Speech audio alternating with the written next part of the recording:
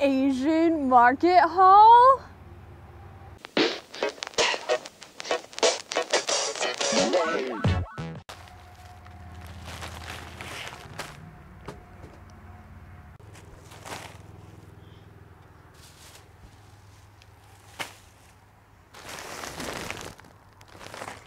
So, I have recently been binge watching mommytang. If you watch vegan videos at all on YouTube, you know who mommytang is. And you know that her videos are addicting. And it also really makes you want to eat Asian food. And I already love Asian food to begin with. I've often said I should have been born Asian because I love the food. So, I was watching her videos and she shows all these different foods that she gets from her Asian markets nearby. And I was like, why did I not think of that before? I live near a city. Of course they're gonna have Asian markets. So this is what I got from my local Asian market. One of them, anyway. There's several. And it was called, what was it called? Many More. Many More Asian Market. That's what it was. Many More Asian Market. So the first thing that I'm going to show you that I got. Napa Cabbage. So exciting, right? Well, it is exciting because I'm going to be making kimchi. It's the first time I've ever made kimchi. I've been recently dabbling in the world of sauerkraut, and I found out that, you know, after eons of not eating sauerkraut, that suddenly I love sauerkraut. So I think I will like kimchi, except that I'm not gonna make it really spicy because I don't like really spicy foods. Anyway, needed Napa Cabbage. And it was only $2.30. If I feel like I want to, whenever the time comes for editing, I'll put the prices to stuff in the down somewhere so you can see how much I spent on stuff, because this stuff is way cheaper at an Asian market than at Whole Foods. I think I just saved myself by discovering this place like many dollars off of my Whole Foods grocery bill. So next we have this giant package of potato starch sheets. Sounds really exciting, right?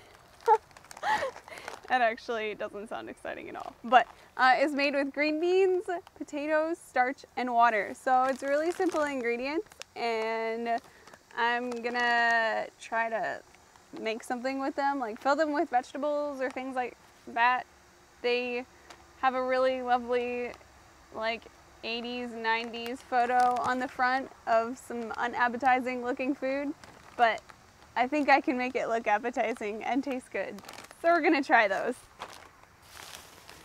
Also, on my last grocery haul, I think it was a grocery haul, I also think I did a taste test with it, Jackfruit.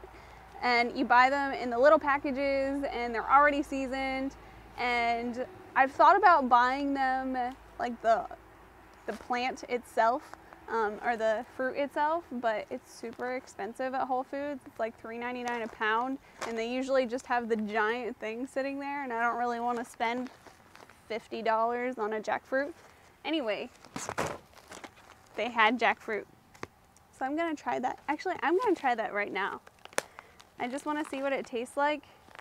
Just the way that it is. Anytime that I've had it, it's been like seasoned with salty stuff, but it smells sweet. Maybe.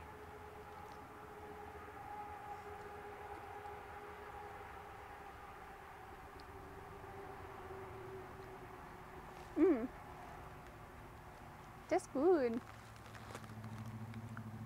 I'm trying to think of what it tastes like. I've heard somebody say before that it tastes like bubblegum. It doesn't taste like bubblegum, but it's good. So we'll see what I end up making with that, if I end up making anything with it at all, because it tastes good as it is. Next, I have the Dragon brand of Oriental noodles. There's no sodium and no cholesterol. and it just has sweet potato starch and water. They're really into their starches. So I'm gonna try those out. It'll be the first noodle that I've had in months, so we'll see how that goes. Also, because I'm making kimchi, I was watching mommytang's video on how to make kimchi, and she uses kombu. I don't know if that's how you pronounce it. It doesn't sound very Asian that way, but to flavor it, I guess. And the kombu is a little more expensive. I could have gotten it if I really wanted to, but the kelp slices were a little cheaper, and I'm sure that they taste just as sea-like as the kombu. So I'm gonna try using those. And then in this bag, I have white sesame seeds. These were only like $1 something. And at Whole Foods, less than this was like $8. So I'm pretty excited about that because I would use sesame seeds in more things except for the fact that they're always super expensive. So white sesame seeds. They also had black ones. They were a little more expensive. And then I have buckwheat groats. Now I had been buying these a ton at Whole Foods and they weren't really expensive there, but these ones were even cheaper. They were like $1 something or $2 something, but it was really cheap for 2 pounds. So it's just polished buckwheat kernels. And they're really good. I like to use these as cereal. We put them on top of berries or just eat them with milk and sweetener of choice, and they're really good. So if you find buckwheat, I was gonna say buckwheat noodles, not buckwheat noodles, buckwheat kernels, you should try them.